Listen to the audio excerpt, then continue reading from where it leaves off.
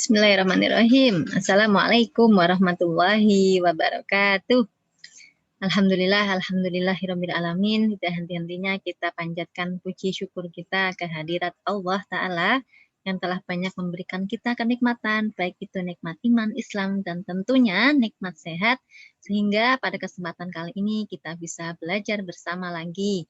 Kemudian salawat serta salam selalu kita curahkan kepada suri teladan kita, Nabi Muhammad Shallallahu Alaihi Wasallam, beserta para keluarga, sahabat, dan orang-orang yang istiqomah di jalannya. Nah, teman-teman, hari ini, sekarang tanggal 9 Rabiul Awal, ini bulan kelahiran Rasulullah ya. Semoga kita semangat untuk sering berselawat kepada beliau. Nah, baik. Selanjutnya, teman-teman, hari ini kita akan belajar tema 4, subtema 2, pembelajaran 3 dan 4. Sebelumnya, teman-teman semuanya semoga selalu dalam keadaan sehat ya. Oke, boleh dilanjutkan, teman-teman. Ini kita akan belajar tema 4, subtema 2, pembelajaran 3 dan 4.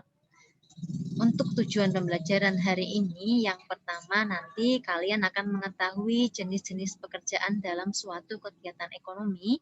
Yang kedua, nanti kalian akan mengenal pengolahan sumber daya alam untuk meningkatkan kehidupan.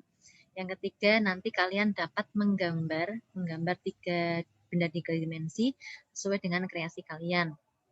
Nah, teman-teman, di dalam sebuah hadis Rasulullah bersabda, yang artinya sesungguhnya Allah Subhanahu wa Ta'ala mencintai jika seorang dari kalian bekerja, maka ia itkon atau profesional dalam pekerjaannya. Hadis riwayat Baihaqi.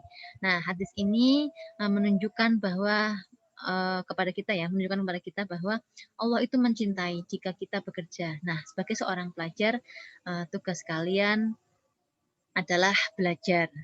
Sedangkan orang tua kita itu bekerja, dan Allah mencintai orang-orang yang bekerja.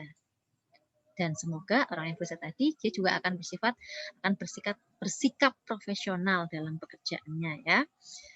Kemudian teman-teman kita akan mengenal berbagai profesi. Ini seperti tampak di layar kalian. Ini ada atlet sepak bola, kemudian ada pemadam kebakaran, ada pilot ya, ada arsitek, ada dokter. Nah, siapa nih di antara kalian yang punya cita-cita di antara mereka ini, gambar yang yang tertera di layar kalian? Ada yang cita-cita jadi dokter?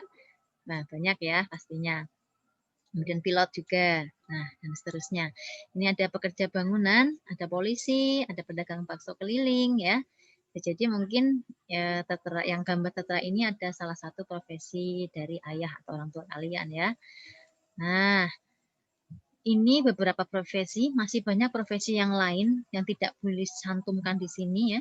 Ada perawat, sekarang juga ada YouTuber ya. Tuh, kemudian selanjutnya pengolahan sumber daya alam untuk meningkatkan kehidupan.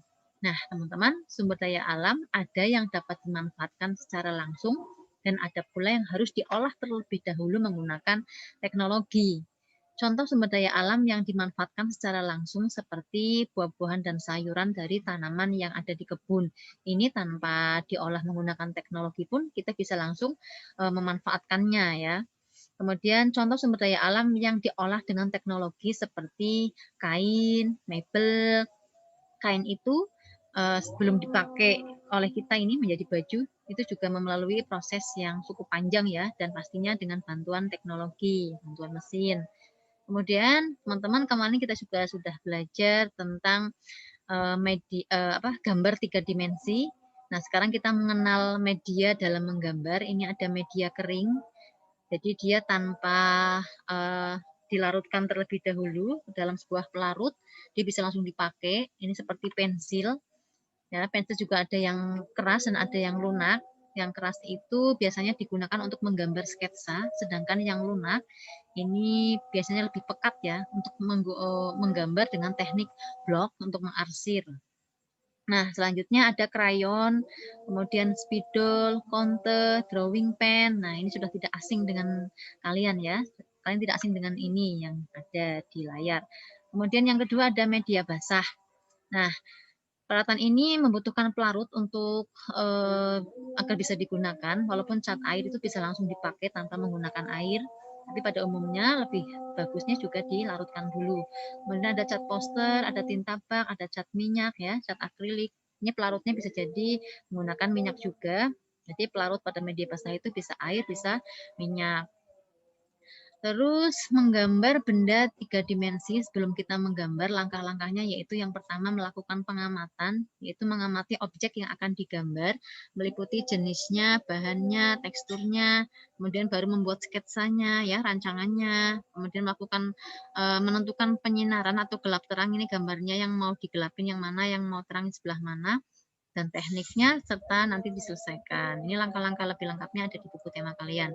Kemudian selanjutnya unsur seni rupa lukis itu ada titik, ada garis, ada bidang, bentuk, dan warna. Nah, semuanya itu dimulai dari sebuah titik, kemudian nanti akan dihubungkan membentuk sebuah garis ya.